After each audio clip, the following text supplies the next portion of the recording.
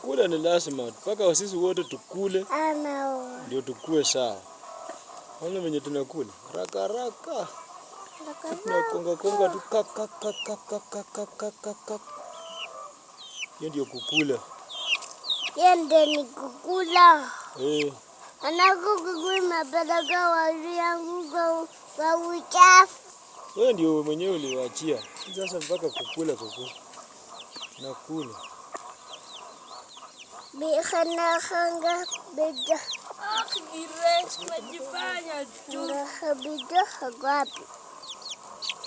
Baba. Hanga beda hagwapi.